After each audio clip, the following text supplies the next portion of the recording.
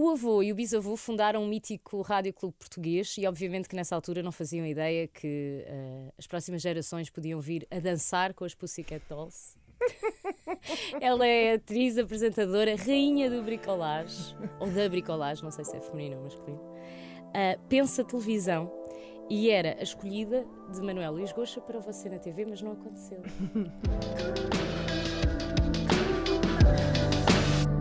Maria Betaniz, olá, bem-vinda. Já começo corada. Yeah. Disse alguma coisa mal? Não, eu não dancei efetivamente para as Pussycat Dolls. Não bailaste? Mas fui convidada para... Recusaste? Não, lá está, não eram as Pussycat Dolls que nós conhecemos enquanto banda. Existe um grupo de burlesco em LA e é aí que começam as Pussycat Dolls. E curiosamente eu recebi umas pessoas em casa, em minha casa em Los Angeles, que eu ia mudar de casa, ia voltar para Portugal, e foram lá visitar a casa para ver se ficavam com a casa, e olharam-me assim de alto a baixo: tu danças? Sim, só de olhar nós para somos ti? dos Pussycat Dolls, não sei o quê, do grupo de burlesco, lá. Não queres vir lá fazer umas audições? E eu... como assim? Ainda lá fui vê-las, ainda dei uns passinhos. E tinhas que te vestir com aquelas coisas burlescas? Nos testes não, mas eu achei aquilo muito intenso. Okay. Mas efetivamente tu dançavas, elas acertaram. Sim. E dançavas, mas em que contexto é que tu dançavas?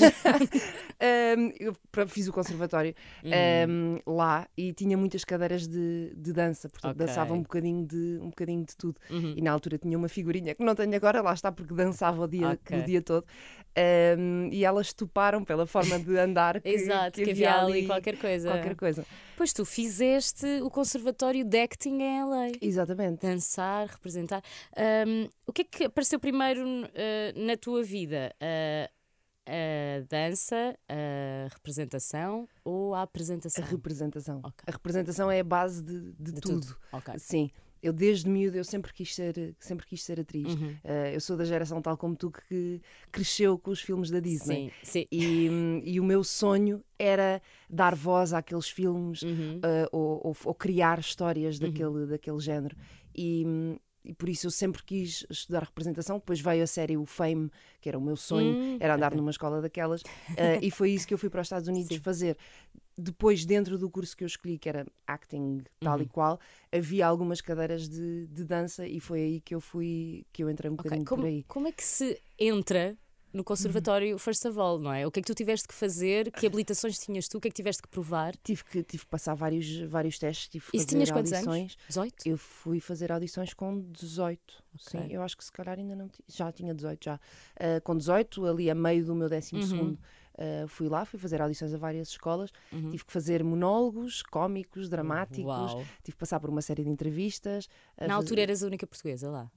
Na minha escola era. Okay. Depois soube que quando eu comecei o curso em Nova Iorque e fui terminá-lo a Los Angeles, quando fui para Los Angeles... Que vida chata!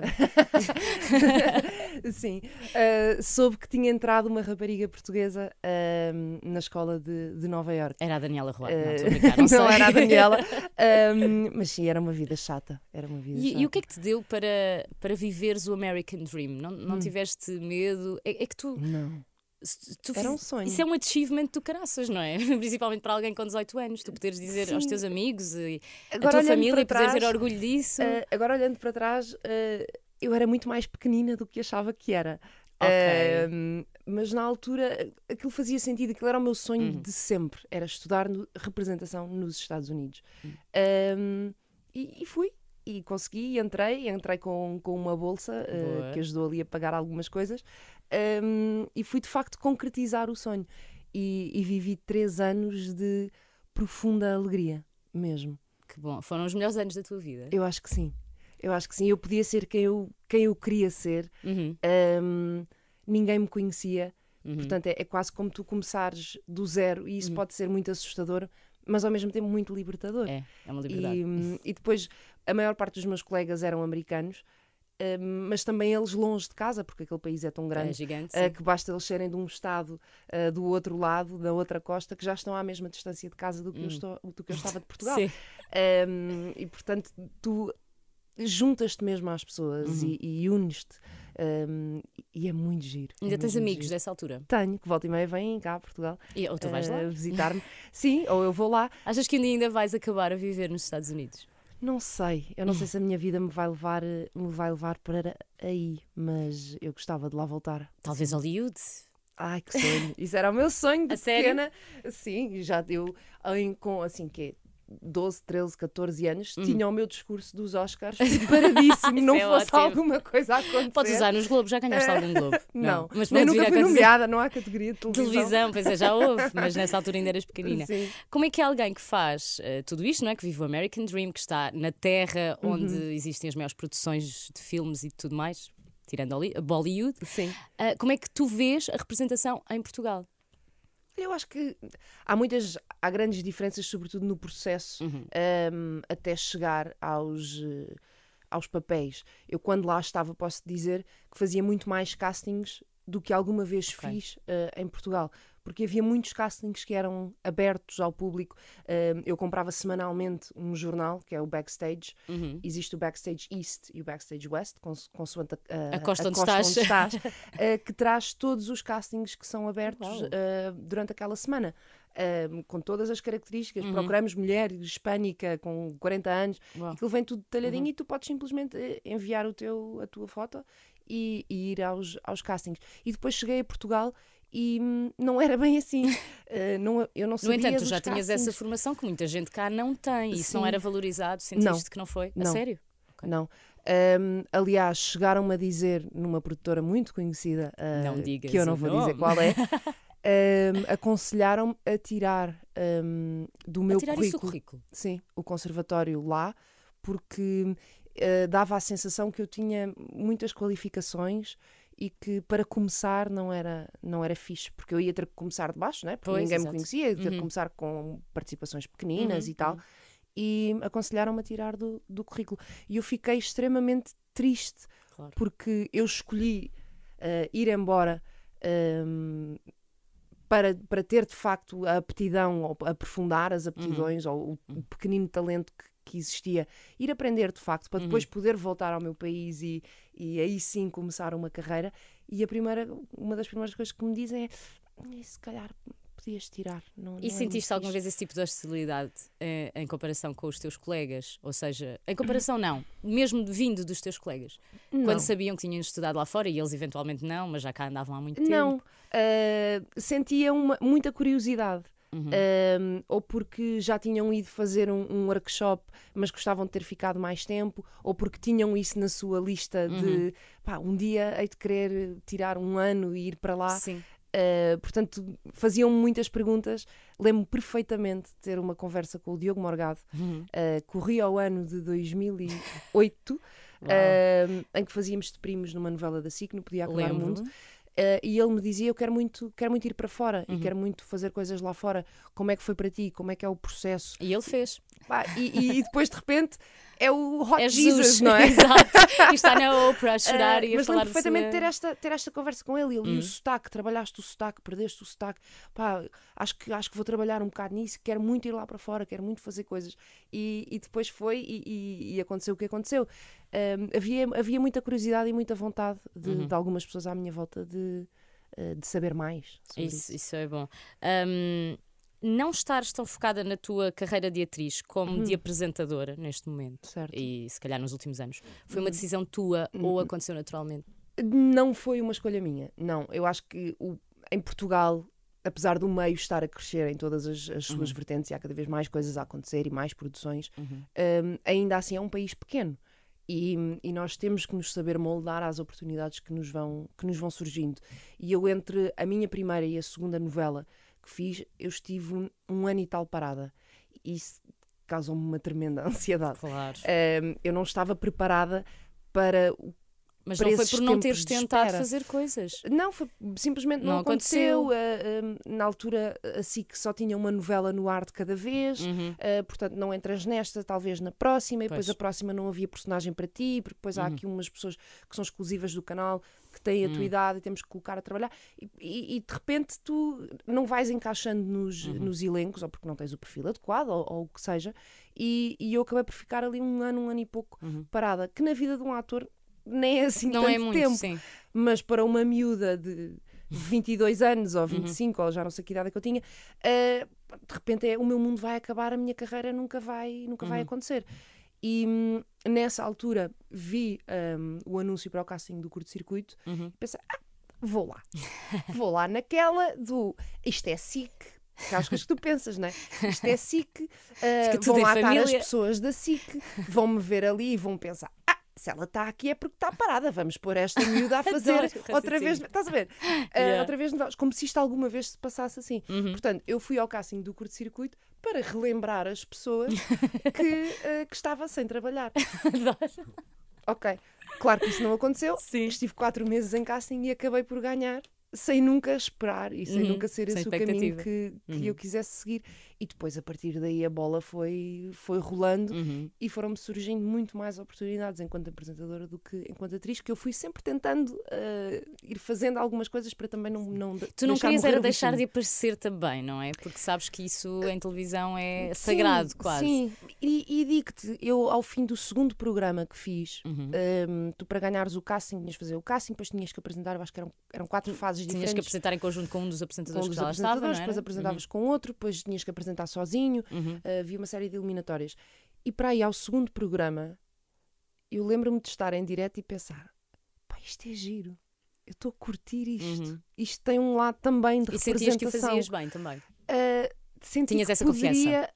Poderia desculpa, senti que poderia aprender a fazê-lo bem. Eu ainda não o fazia bem. Sim. E não sei se também faço o curto-circuito é também a 100% 100%. essa escola, não é? Sim, mas como é um programa diário, e era um programa longo na minha altura, nós estávamos 2 horas no ar. E em direto? E em direto. Tu todos os dias aprendes qualquer coisa que depois podes pôr em prática, tens o luxo de poder pôr em prática no dia seguinte, não ter de esperar uma semana. Exato. E eu acho que se aprende muito rápido. E tu aprendes fazendo. E ali deram uma oportunidade de fazer. Muito bem. Foi da tua família que veio isso de seres uma pessoa ambiciosa e focada? Fala-me da experiência de vires de uma família como os Botelho Muniz, uma família grande, uma família com história. Certo. Cresceste. O que é que isso influenciou? O que é que a tua família te deu para que tu depois pudesses seguir este caminho eu acho que vem que tu querias? Eu não quero dizer que vem da família, porque eu acho que isso traz um peso àquilo que para mim é apenas o meu pai, os meus tios, a minha mãe. Não os vias como figuras, fundador disto e daquilo. Nem pouco, mais ou menos. Não existia e não existe isso. Eu acho que vem de pai para filha, vem de mãe para filha, vem das pessoas. Eu acho. E o meu pai adorava trabalhar. E era um homem com muitos objetivos e com muita visão em muitas coisas. E eu gostava de o ouvir falar, era um belíssimo contador de histórias, e eu gostava de o ouvir falar das várias fases que passou, porque também ele teve que se ir moldando e teve que ir inventando coisas novas para fazer. E isso na minha cabeça era quase como o lado do jogo da vida, do agora faço isto e não está a correr bem e vou ter esta ideia e vou falar com aquela pessoa e vamos construir aquilo. E isso era mais por aí. Eu acho que é daí que vem este drive que eu acho que tenho. É herança. Sim, é de o ouvir contar o seu percurso e ouvi-lo contar contando o lado negativo das ideias que não correram bem, das ideias que depois olhando para trás eram perfeitamente disparatadas e óbvio que nunca iriam resultar, mas que por ter posto esse pé na poça naquela altura, depois deu o salto não sei para onde, conheceu não sei quem, e isso dava-me uma perspectiva de ok, bora fazer, depois logo se vê. Essa cena da partilha na família é super importante, não é? Sim, e o meu pai falava durante horas. Era aquelas pessoas que tu lançavas um tema e ele Zimba. Vinha para ali. Tinha imensa coisa para dizer Tinha sobre, muitas não é? histórias para contar, sim. Passamos para o facto de eu um dia poder vir a precisar de montar quadros em casa. Amiga, estás tão bem entregue. Lixar uma porta e pintá-la em DKP. Tu és a rainha da bricolagem. Não sou a rainha, mas gosto. Qual é a tua especialidade dentro da bricolagem? Montagem. É montagem de coisas, se Muito tiveres bem. móveis para montar. Tu és aquela pessoa que tem o berbequim com uma data de peças e... Tu não estás bem a ver o que é a minha caixa de ferramentas. Tens uma boa caixa de ferramentas. Não, mas tenho daquelas que tem vários níveis e vários. Claro E sabes que sim. exatamente para que é que serve cada coisa. Tudo. E sabes o nome das chaves. Chave inglesa, Sim, a chave não sei inglesa, quê. a Só sei Philips, inglês. sei, isso sei. Mas isto vem de miúda. Eu, em pequenina, gostava muito mais de brincar com Legos do que propriamente com bonecas. Legos é incrível. Incrível. Até hoje, eu vejo um eu miúdo a também. brincar com Legos, eu sento. Eu levo-te lá a casa. Adoro. E aqueles que trazem 1001 peças com um livro de instruções, Sim, para mim é e que dão para vida, fazer 1000 coisas, é as vida. mesmas peças. E vem de um lado de gostar de puzzles também. Eu adoro puzzles. E dá muito gozo que as tuas mãos e conduzidas pelo teu cérebro tenham a capacidade de construir qualquer coisa. E vem daí. E eu poder olhar para uma parede e pensar, ficava aqui bem uma prateleira e não ter que ligar a ninguém, Isso é saber incrível. Essa sensação, não é? De que eu sim, controlo a eu minha gosto vida. disso e gosto de saber como é que se constrói e como é que se faz. Tu és a pessoa que realmente lê livros de instruções. Sim, adoro. O IKEA para ti é incrível. Incrível. E Porque depois, vem tudo quando de aquilo não bate certo, Sim. é muito frustrante. Mas eu lembro-me Mas sempre de uma inventas, frase. de certeza. Mas depois acabo por perceber onde é que errei. Mas eu gosto desse puzzle mental do porquê que isto está torto. Isto tem que haver aqui alguma razão. E depois lembro-me sempre de uma frase da minha avó, muitíssimo irritante, mas absolutamente verdadeira. Que é da minha avó e de muitas outras avós, que é o material tem sempre razão. Sim. Que é uma coisa muito irritante para Pois tu é. dizeres a uma pessoa que está a tentar montar uma mesa e não sabe por onde é que põe a quarta perna. Como assim? Exato. Não há aqui buraco, não há furo para eu pôr o Verdade. parafuso. Mas de facto tem sempre razão. No fim acabamos sempre por chegar a essa E eu gosto conclusão. desse puzzle da Qual foi assim a coisa bricolagem. mais fora ou mais desafiante que tu montaste? Olha, montei um tocador no meu quarto em que o eletrifiquei sozinha. Para É grande daqueles pânico. que têm as coisinhas. Com certeza. Ai, as Hollywood, luzinhas. entendes? Que é para eu Para te praticar maquiares e não o sei meu quê. discurso dos Oscars. Para grande pânico da minha mãe, que achava que eu ia morrer eletrocutada. Isso já foi há uns anos então. Não, Foi agora. isto foi quê? Há um ano? 2 anos, ok, talvez? ok. Um ano. Mas foi a primeira vez que eu eletrifiquei alguma coisa. Porque eu não domino nem a canalização nem a Está eletricidade. a faltar aí esse skill. Canalização é o passo seguinte. Mas a eletricidade tenho um bocado de medo. Porque acho sempre que vou estourar o quadro do prédio inteiro e que vou... sim. É uma Lisboa vai ficar às responsabilidade muito escuras por minha causa. Se um dia ficar, já sabemos o que foi. Mas quando eu acabei, pus aquilo à ficha e a medo, carreguei no interruptor e aquilo acendeu, foi tipo, Uau. como assim? Eu consigo fazer isto. Adoro o desafio. Não de... trocaste o fio vermelho com o azul? e Não, essas não. coisas? Vi montes de vídeos do YouTube para ver se não morria carbonizada. Correu bem. Então um dia poderias eventualmente entrevistar, apresentar o querido Mudei a Casa. O meu sonho. Pronto. Estás a dizer isso a Ouviste brincar, mas Gustavo Santos. que sonho! Eu adorava ter um programa de do it yourself, estás a ver? Sim. Está aqui esta garrafa e desta esta garrafa lupa, tens que transformar. e tu tens que fazer daqui um candeeiro. Pá, que sonho! Uma Adorava. lupa e uma garrafa. Estou a Não pensar sei. como é que. Mas já estou a pensar que dava. Sim, punhas a garrafa. Tens que fazer um furinho na garrafa para passar o cabo, a lâmpada encaixa em cima da E a garrafa lupa? e a lupa talvez faça uma projeção. Pá, não sei. Uma Podia cena ser com tipo a luz reflexo, do sol, não precisavas estás a ver? de lâmpada. por não é? exemplo. Não Vamos sei. pensar nisso, olha. Eu apaixonei-me pelo teu trabalho, ou foi quando eu te conheci, ou comecei a ter atenção a ti e ao teu Ok. trabalho, quando te vi apresentar o CC, mas entrevistar em específico o Bryan Cranston. Foi no CC, não foi? Não foi o Bryan Cranston, foi o. Estás a pensar no Breaking Breaking Bad. Bad. Foi o Dean Norris.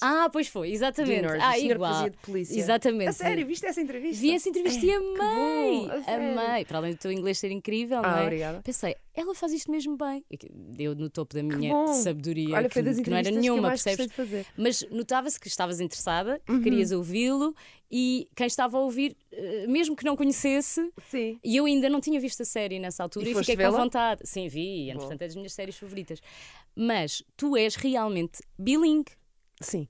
Tu estudaste numa escola Sim. americana mesmo cá. Eu estudei numa escola americana, eu fiz o secundário numa escola americana, em que todas as minhas disciplinas eram em inglês. Os meus professores eram americanos, canadianos. Essa escolha foi uma escolha da tua família? O meu irmão mais velho já andava nessa escola, entrou entrou mais cedo que eu, um ano e tal mais cedo, porque queria ir para os Estados Unidos estudar e os meus pais pensaram, então vamos ter que ter aqui um inglês um bocadinho mais à séria, que não só o inglês de uma escola portuguesa. Sim. Portanto, o meu irmão foi para lá E eu depois pedi para ir para lá também, porque também queria ir para os Estados Unidos e queria já ir com um inglês bom. E adorei andar nessa escola e fiquei de facto com inglês igual ao português. A única disciplina que eu tinha em português, aliás tinha duas, era português, língua portuguesa, e História de Portugal. Tudo o resto era em inglês. E depois no conservatório, eu já cheguei ao conservatório com pouco sotaque português. E depois trabalhei muito para E quando chegaste a Portugal, depois desses 3 anos, havia palavras em português que tu já não te lembravas de tudo. Não, mesmo antes de ir para lá, a minha mãe tinha perfeitos ataques de fúria connosco, porque nós falávamos, parecíamos uns imigrantes. Pois, exato, misturavam tudo. Nada contra. Qual era assim a coisa pior? Em que é que tu eras pior na língua portuguesa? Em algumas palavras que... Vou-te dar um exemplo. Eu nas escolas portuguesas que frequentei não tinha cacifos. Aqueles cacifos à americana que tu vês o pessoal tipo, no intervalo a falar tem umas coisas lá dentro tipo ali encostados e a receber bilhetinhos. Eu nunca tive cacifo numa escola portuguesa. Sim. E quando cheguei à escola americana eu tinha o meu cacifo, que era tipo, de repente vivia dentro do Saved by the Bell, estás a ver? Isto tipo, eu tenho um cacifo. E as instruções foram-nos dadas, tipo, cada um de vocês tem, em inglês, tem um locker. Exato. Pronto, portanto aquilo para mim era o locker, vou ali ao locker buscar o livro. E eu lembro perfeitamente de estar a dizer à minha mãe que chatice, não sei o que, hoje tenho trabalho de biologia e deixei o livro no locker. E ela, onde? Eu, no locker, mãe, ficou lá, não sei o que, estava à conversa, esqueci-me, vou ter que ligar a não sei o que. Mas ficou onde? No locker. Onde? Oh mãe, como é que se diz em português? Mãe, não sei, porque eu nunca tinha dito cacifo em português, nunca tinha tido que usar a expressão. A palavra. Eu lembro-me de estar ali montes de tempo e ela não me deixava seguir com a conversa enquanto eu não conseguisse dizer aquilo em português. E conseguiste? Lá descobriste. Lá descobri como é que era. Cacifo. Um dos meus irmãos gritou do fundo da sala: Cacifo, avança lá com a história de cala-te. Exato. É mais uma questão de vocabulário, não é? Não propriamente de erros. Não de erros, até porque eu frequentei durante muitos anos escola portuguesa. Mas era mais em coisas de dia a dia que eu estava habituada a dizer. É normal. Mas agora já sabes cacifo e está tudo bem. Agora já sei dizer. Eu ouvi dizer que tu tens muitas opiniões, ou que tens opiniões muito fundamentadas sobre a importância do peso, da imagem, da figura da mulher na televisão. Sim. Queres partilhar essas opiniões? Quero partilhar essas opiniões. Nem sei muito bem por onde começar. Eu acho que não faz muito sentido, na minha cabeça pelo menos, que em 2019 uma mulher tenha que justificar o corpo que tem. E tenha que constantemente estar a responder a perguntas sobre a sua forma física. Porque acho que já estamos Estamos em 2019. Já chega, porra. Não é? Já está bom. Cada um é como é, cada um tem as perfeições e as imperfeições que tem. E eu acho que isso não deveria condicionar as tuas oportunidades profissionais.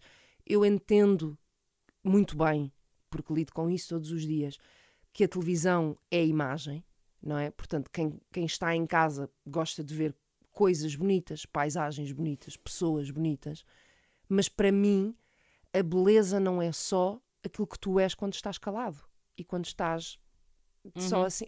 E cada um tem a sua própria beleza e a sua... cada um tem a sua forma de ser e isso pode ser bonito de várias formas. E não é preciso recuarmos muito na história da televisão para tu pensares em grandes figuras televisivas que não eram lindas. Que não eram lindas de morrer. Sim. E nada se fores contra para outros países como Estados Unidos, então ainda percebes melhor. Sim, e nada contra uma mulher bonita, talentosa. Obviamente. Venham elas todas e que tenham as oportunidades, não por serem bonitas, mas por serem talentosas. Se tu conseguires conciliar as duas coisas, és o Holy Grail, não é? Tens a beleza, tens o talento, tens a inteligência emocional para estar ali e para conduzir um programa de televisão, seja ele em que formato for. Isso é incrível. Mas porquê é que, muitas vezes, porque já vi acontecer e já me aconteceu, isso não te ser dado porque tu não és bem aquilo que nós achamos que tu deverias ser. Então... Acho que não é justo. Mas eu acho que nós temos uma oportunidade com a nossa geração de mudar isso. Também acho que sim. E eu acho que os miúdos depois de nós já pensam de uma forma diferente. Até porque temos muito mais referências internacionais hoje em dia do que tínhamos e já admiramos pessoas que não são o protótipo da beleza que nós tínhamos nas nossas cabeças. E eu acho mesmo que esse protótipo já é uma coisa que não existe, ou já é uma coisa muito genérica. Já chega, não venham dizer que a Ashley Graham não é uma mulher linda de morrer. É linda, sim. A Tyra Banks, tudo bem, era uma top model com aquela figurinha. Mas ela não tinha, ela quebrou ali um paradigma. Mas assim. Olhem para ela agora. Ela não tinha medida, e mesmo na altura, ela não tinha as medidas de uma top model da altura. Não me venham dizer que ela tem menos talento, menos capacidade e menos power. Mas parece que teve que provar 300 vezes mais que o tinha, sabes? Mas, claro que sabes. Sei. Parece que depois tens que provar noutras coisas mais do que qualquer outra. Sim. Em algumas coisas, sim. Mas uma mulher extremamente bonita também passa por isso. Sim. Esta só está aqui porque é bonita. Exato, fogo. Obviamente. E às vezes, e muitas vezes, são grandes cérebros e grandes cabeças e grandes talentos que estão constantemente a tentar provar que não são só uma cara bonita. Se calhar até lhes dizem, não mostres tanto, não mostres que és tão inteligente assim. Pá, já chega. Bora lá mudar isso um bocadinho. Concordo contigo. Olha, inevitavelmente eu tenho que te fazer esta pergunta. Tu perdeste o teu namorado em 2014, perdeste o teu pai no ano passado. O que é que tu aprendeste com estas perdas? E como é que se trabalha a sorrir todos os dias depois de passar por isto? Olha, o que é que eu aprendi? Aprendi o que é a dor, aprendi o que é a perda e aprendi a dar muito mais valor às pessoas que tenho do que dava antes. Eu acho que tu, antes de perderes alguém, por não saberes o que é ficar sem elas, tomas quase como garantido aqueles minutos que tens com elas todos os dias. E acho que me tornei muito mais... Eu mudei muito, obviamente, porque isso muda-te enquanto pessoa, mas eu acho que apesar de terem sido 2 períodos muito dramáticos na minha vida, eu acho que aprendi a dar mais aos outros e a estar mais e a ser mais disponível para estar com os outros, porque eu não sei se amanhã não recebo um telefonema a dizerem-me: a Filipa levou com um autocarro. Portanto, eu quando estiver aqui contigo, eu estou contigo aqui para guardar isso. E eu acho que eu hoje em dia dou muito mais valor aos pequenos momentos que tenho, exatamente porque sei o que é nunca mais os ter. Como é que se sorri? Olha, começa por ser uma arma, começa por ser uma defesa. Eu voltei a estar em direto no curto-circuito exatamente 2 semanas depois de perder o meu namorado, e ainda a notícia não tinha saído, porque foi muito, e é isso tenho que agradecer ao Grupo Empresa, foi muito blindado para me protegerem. A notícia demorou um bocadinho a sair, até para eu poder respirar ali durante algum tempo sozinha, sem ser inundada. Portanto, eu voltei ao curto-circuito e ainda a notícia não tinha arrebentado. E eu só podia sorrir, porque era a única arma que eu tinha. E orgulho-me de, durante ali uma semana e meia, até a notícia sair cá para fora, de ninguém ter reparado.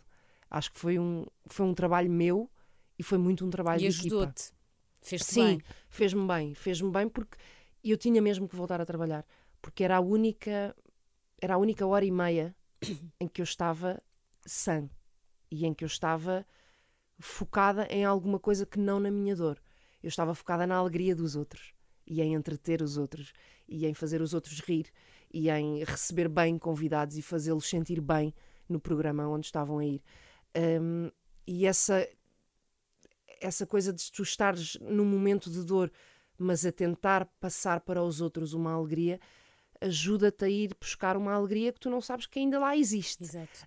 Porque está tão abafada e é um bocadinho uma luz ao fundo do túnel. Espera aí, ainda é possível sorrir, não com muita vontade, nem sempre com muita verdade, mas os músculos ainda funcionam. E ainda é possível sacarem de ti umas milésimas de segundo de felicidade nesses momentos tão negros.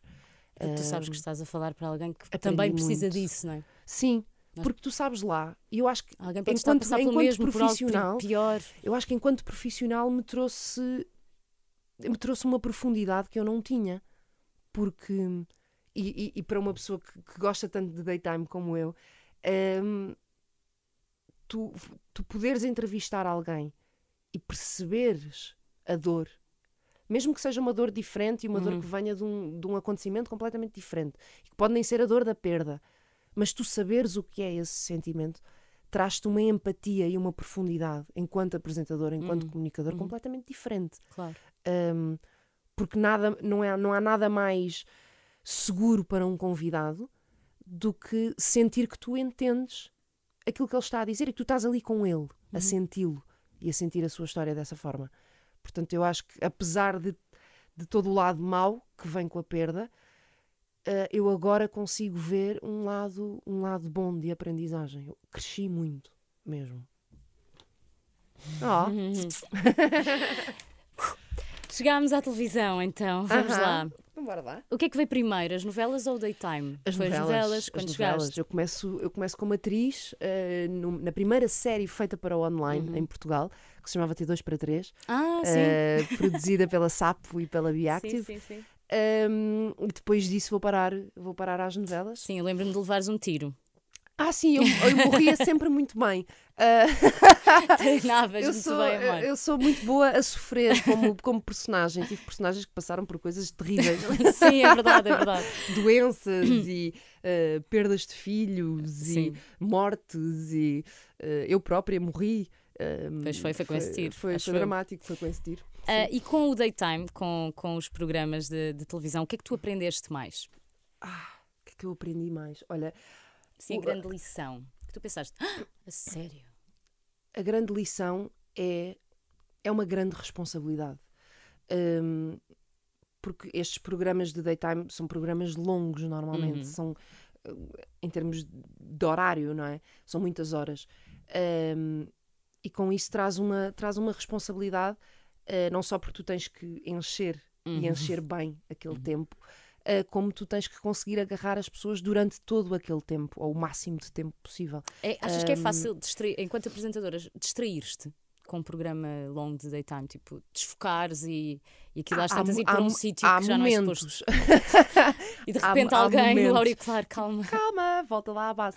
Há momentos, mas eu acho que quando estou em direto sou bastante focada. E aprendi uma coisa que me foi dita pela Júlia Pinheiro, para quem eu mando um grande beijinho e provavelmente não está a ouvir esta conversa. Vamos obrigá-la. Vou obrigá-la a ouvir.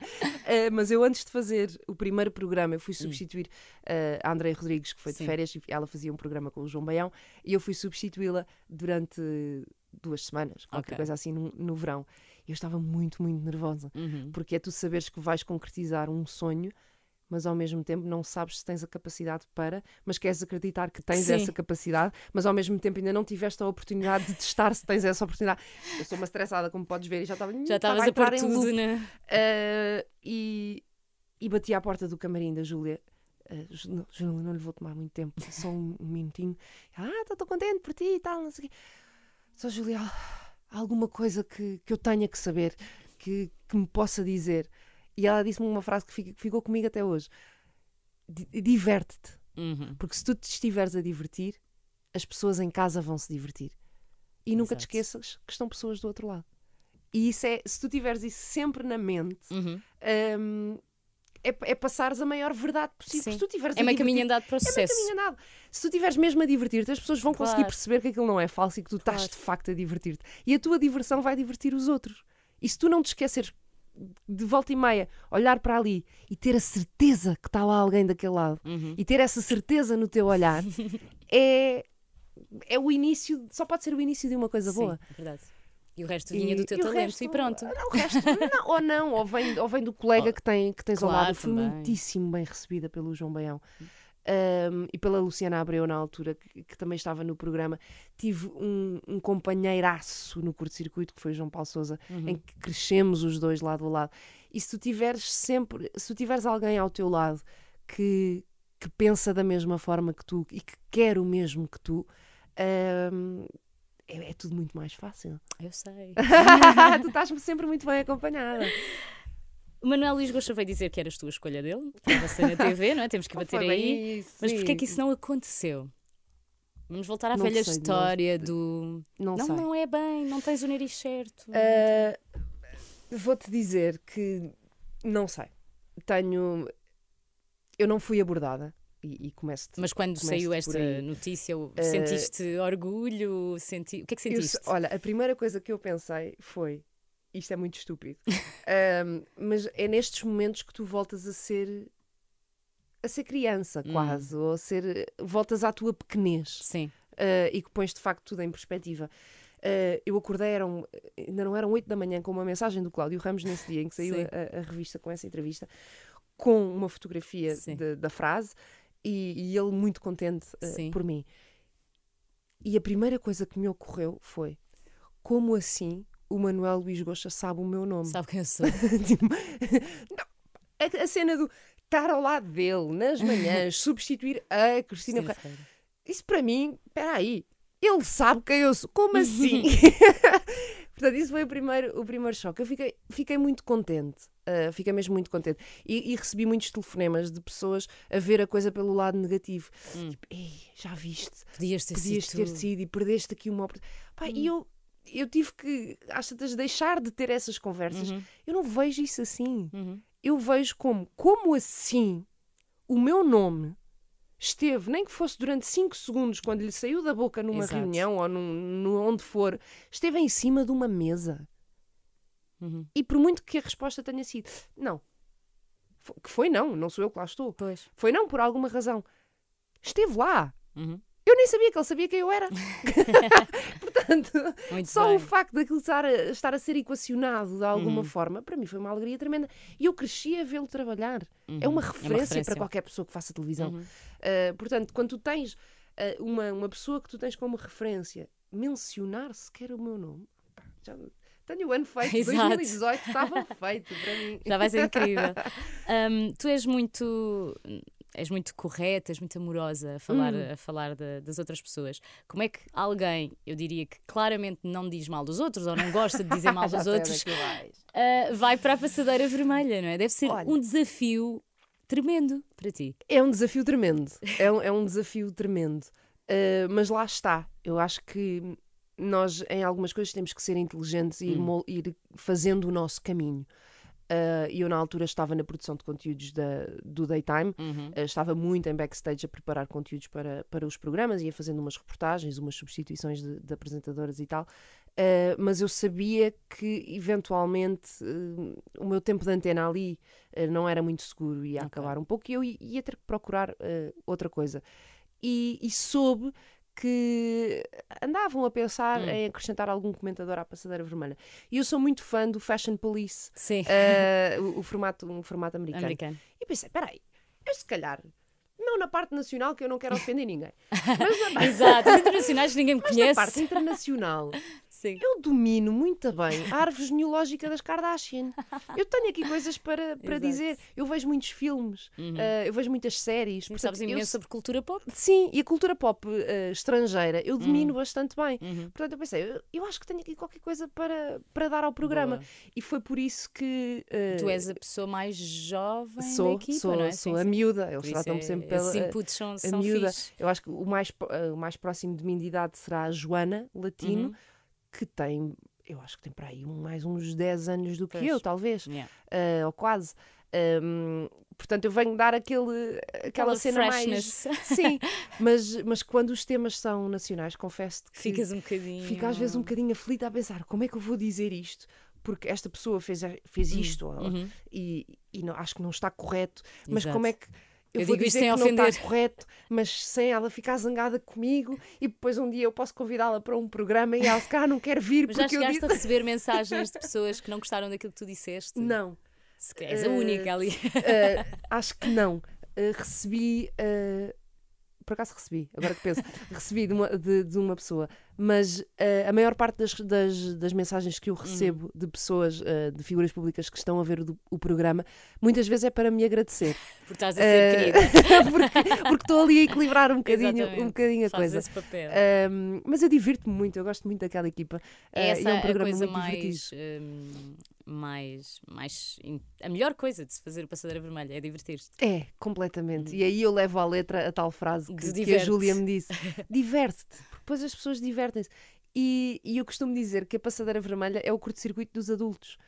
Porque nós estamos ali, ok, estamos a falar de temas sérios e às vezes até debatemos coisas com, Mas é como se estivessem com entre alguma amigos, seriedade. não é? Mas estamos entre amigos, metemos-nos uns com os outros. Se alguém se lembra de uma música, pedimos à Regi para pôr a música a tocar. Já estamos a dançar e a fazer uma coreografia. Já estive deitada no chão debaixo de uma mesa com o Cláudio. Fizeste twerk quando foi lá a Blay ou não estavas lá nesse twerk, dia? ensinámos o twerk à Luísa. Portanto, Muito bom. é para divertir mesmo. Ok que debatemos algumas coisas sérias, mas é um programa muito, muito light. Sim, e é isso giro, até eu já vi do início ao fim várias vezes. Estás a ver? É Conseguimos verdade, agarrar-te. gosto. Sim, sim. Está tudo E bem. eu não vejo muita coisa na televisão. Quando é que começaste a pensar? Houve um momento, um dia, uma hora certa em que tu pensaste que aquele teu sonho de menina, de seres atriz, tinha que ficar para segundo plano? Eu acho que isso é algo que é uma coisa que eu penso todos os dias, eu acho. Eu estou sempre a fazer o status da coisa. Sim. Como é que isto está equilibrado? Então Está hoje ou não equilibrado? sou 60% atriz. Sim, exato. Eu não coloquei em segundo plano, mas o que é facto é que eu tenho tido muito mais trabalho como apresentadora e começa-me a dar igual gozo ao trabalho que faço como atriz. E acho que há uma coisa boa que vem com isso, que é, cada vez que tenho uma oportunidade de representar, eu vou com uma alegria e com uma sede ao pote, sabes? Nunca te fartaste de ser atriz, não é? Porque vou mesmo, como tenho saudades, cada vez que tenho, seja ir lá dizer uma frase, ou ir lá morrer, eu vou com uma mega felicidade, porque tenho de facto muitas saudades, mas eu tenho aprendido que... Olha, eu acho que eu nunca disse isto em voz alta, talvez te esteja a dar aqui um exclusivo. Que bom, vai para a passadeira vermelha. Eu não sei se eu não tenho mais para dar enquanto apresentadora do que enquanto atriz. Porque não sei, é uma forma diferente e inesperada para mim de comunicar e de contar histórias.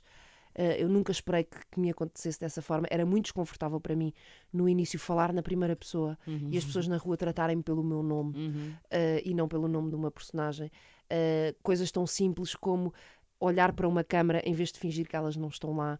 No início para mim era complicado, mas a partir do momento em que comecei a dominar melhor essa parte, eu descobri que se podem fazer coisas muito, muito boas e se pode fazer boa televisão na primeira pessoa. E já pensaste que se tu tivesses seguido sempre como atriz e nunca tivesses experimentado a apresentação, estarias a não ter essa experiência, não é? Se calhar estava a desejar ter mais ou fazer não uma coisa sabias bem diferente e não saber bem o quê. Agora eu sei o que são as duas coisas e eu acho que tenho aqui um lado de comunicação que talvez tenha de ser feito enquanto apresentadora e um lado de contadora de histórias que se calhar tem de ser feito enquanto apresentadora e não enquanto atriz. Eu acho que tem muito a ver também quando nós temos 18 anos e realizamos o nosso sonho de bebés, que foi o que te aconteceu no fundo. E também me aconteceu a mim. Tu pensas, ok, realizei o meu sonho, e agora? E agora? De repente tens 30, já passaram 10 anos. Certo. E se calhar arranjava aqui novos sonhos, não? Sim. E depois encontrá-los e perceberes, uau, eu se calhar até faço isto bem, ou eu tenho a capacidade de aprender a fazê-lo bem. Porque tu não fazes bem logo de início, como é óbvio. Mesmo as coisas que são um sonho e naquelas em que tu achas que és boa. Tu tens que ter rodagem e tens que observar outras pessoas e tens que ter muitas conversas e estar em estúdio. Eu adoro ir a estúdio, assistir a outros programas para ver como é que eles fazem. Há sempre qualquer coisa para aprender e descobri aqui, tenho um bichinho novo, isso é fixe. Que bom. Sim. Mas em relação à tua carreira de atriz, e só para fechar aqui este ponto, tu vais entrar numa produção do Diogo Morgado. Sim. Solemn. E é um filme em inglês. É um filme em inglês. Quando é que isso sai? Onde é que podemos ver isto? É suposto vai sair dar em Hollywood? Espero Só vai sim. dar cá? Espero que sim. É um filme produzido e realizado pelo Diogo Morgado e com o seu irmão Pedro. Um elenco muito, muito giro, que se tornou de facto uma família. Foi todo filmado nos Açores. E é suposto sair este ano. É um filme de ficção científica. Uau!